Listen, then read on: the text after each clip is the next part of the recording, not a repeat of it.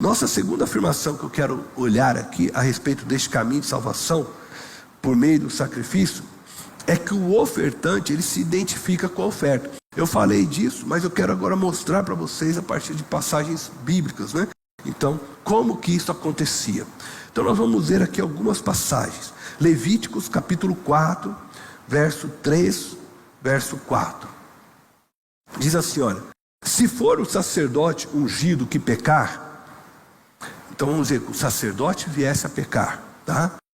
Pastor viesse a pecar nossos dias hoje, trazendo culpa sobre o povo, trará ao Senhor um novilho sem defeito como oferta pelo pecado que cometeu. Apresentará ao Senhor o novilho na entrada da tenda do encontro. Agora preste atenção: porá a mão sobre a cabeça do novilho, que será morto perante o Senhor. Veja, então, se o sacerdote viesse a pecar, então ele ia ter que fazer isso. Ele ia ter que pegar o novilho, apresentar lá diante do Senhor na entrada da tenda, e ele ia pôr a mão sobre a cabeça daquele novilho. Por quê? Porque dessa forma ele está dizendo que aquele novilho o substituía na sua morte. Era uma identificação com aquele novilho. Veja só o que diz Levítico no próprio capítulo 4, agora verso 13 ao 15. Ele vai falar do pecado da comunidade. Se for toda a comunidade de Israel que pecar, sem intenção, fazendo o que é proibido em qualquer dos mandamentos do Senhor, ainda que não tenha consciência disso, a comunidade será culpada. Você prestou atenção? Se você viesse a pecar, ainda que você não tivesse consciência, mas você pecou contra o Senhor. Porque não é só uma questão de que, mas eu era inocente, eu não sabia. Não importa. Você pecou contra o Senhor, você fez algo que abomina a Deus, você fez algo que desrespeitou a Deus, você feriu a glória de Deus. Aquilo era pecado. Então ele está dizendo, né? Ainda que não tivesse intenção, ele fala. Aí ele vai dizer assim: quando tiver consciência do pecado que cometeu, a comunidade trará um novilho como oferta pelo pecado e o apresentará diante da tenda do encontro. Quem que vai trazer? A comunidade, tá? Então aqueles que eram príncipe, que a gente chamava naquele tempo cabeça, né, daquela tribo, ele ia lá representando a comunidade, ia levar o novilho, ia levar lá para ser oferecido como oferta de pecado. Aí fala lá: as autoridades da comunidade porão as mãos sobre a cabeça do novilho. Então, aquele que era o representante da tribo de Judá, o representante da tribo Manassés, que era o líder, o cabeça, vai lá, eles vão colocar as mãos sobre a cabeça daquele novilho perante o Senhor. E o novilho será morto, então, perante o Senhor. Mais uma vez, como que? Forma de identificarem com aquele novilho. É como se dissesse: esse novilho é nosso aqui morrendo. E assim, o pecado deles era perdoado naquele momento. Levítico, capítulo 4, também, verso 27 ao 29, vai dizer assim, olha: se for alguém da comunidade, agora não está falando de pecado da comunidade, se for alguém da comunidade que pecar sem intenção, fazendo o que é proibido em qualquer dos mandamentos do Senhor, seu Deus, será culpado. Quando o conscientizarem do seu pecado, trará como oferta pelo pecado que cometeu uma cabra sem defeito. Porá a mão sobre a cabeça do animal da oferta pelo pecado, que será morto no lugar dos holocaustos. Então, todas as vezes você vai observar que essa era uma ordem: colocar as mãos sobre a cabeça daquele animal. Então, ao colocar as mãos sobre o animal, o ofertante estava se identificando com ele. E estava dessa forma solenemente designando a vítima, né, como estando em seu lugar. Lá em Levítico 17:11, eu vou ler novamente, para que a gente traga agora aqui a memória algo que nós vemos lá. Levítico 17:11 diz assim: pois a vida da carne está no sangue, e eu dei a vocês para fazerem propiciação por si mesmos no altar.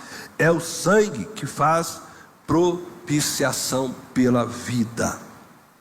Este versículo, além de nos mostrar que foi o próprio Deus que instituiu o sacrifício, ele também nos ensina que era o sangue que fazia a expiação, por ser ele o símbolo da vida. Todas as vezes que nós participamos da ceia, nós comemos do pão e tomamos do cálice, nos lembramos que do sangue de Cristo derramado.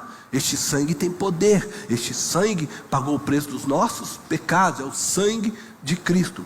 Então, uma vida era sacrificada em favor de outra, de tal forma que a vida sacrificada levava o pecado, assumia a condenação do pecado do outro.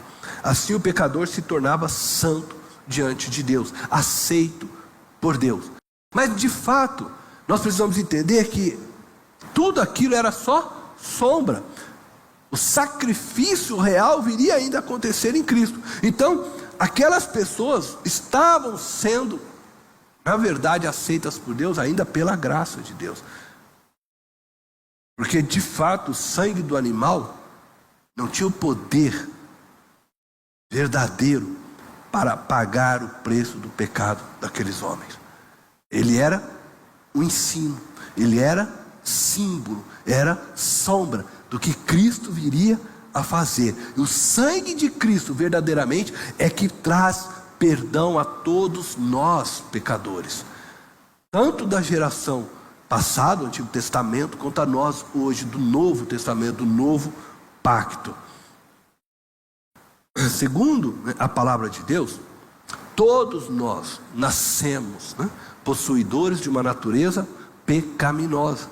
E o apóstolo Paulo, em sua epístola aos Romanos, diz que todos pecaram e carecem da glória de Deus. Paulo, ele começa a sua epístola, você vai ler o capítulo 1, ele vai falar sobre toda a questão da humanidade, pecaminosa. Aí ele vai chegar no capítulo 2, capítulo 3, aonde ele vai dizer exatamente que tanto os judeus pecaram, quanto também os gentios pecaram, e todos, aí ele conclui, estão encerrados nisso, todos estão debaixo dessa lei, todos nasceram no pecado, todos somos pecadores, e por isso nós necessitamos e carecemos da glória de Deus. O que nós podemos fazer então, se somos todos pecadores? Nós não podemos fazer nada. Você não pode fazer nada para se salvar. Eu não posso fazer nada para me salvar, para me encontrar reconciliado com Deus Pai. Essa é a pura verdade. Não há o que nós possamos fazer. E não adianta, você pode subir morro, descer morro, você pode se afogar no mais alto profundo mar. Não há o que você possa fazer para que você receba essa graça de ter sua vida reconciliada e perdoada por Deus. Não tem como nós, homens, aplacarmos a ira de Deus. O próprio Antigo Testamento, ele reconhece com clareza que os sacrifícios também, que lá foram feitos, não podiam expiar de fato os pecados. Veja só as palavras de Miqueias. Porque a gente lê lá em Deuteronômio, mas quando você vai chegar lá em Miqueias, você vai perceber que eles já tinham agora essa compreensão. Miqueias, o profeta, no capítulo 6, do verso 6 ao 8, eu vou ler com vocês, diz assim, olha: com que eu poderia comparecer diante do Senhor e curvar-me perante o Deus exaltado? Deveria oferecer holocaustos de bezerros de um ano? Ficaria o Senhor satisfeito com milhares de carneiros, com 10.000 ribeiros de azeite? Eu devo oferecer o meu filho mais velho por causa da minha transgressão?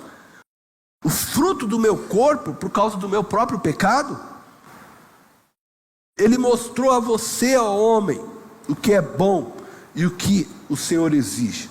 Aí ele vai dizer: pratique a justiça, ame a fidelidade e ande humildemente com o seu Deus. Isto é, ele está querendo mostrar que não é os sacrifícios que vai fazer você ser aceito por Deus, porque nós não temos nada que realmente nós possamos dar e oferecer a Deus.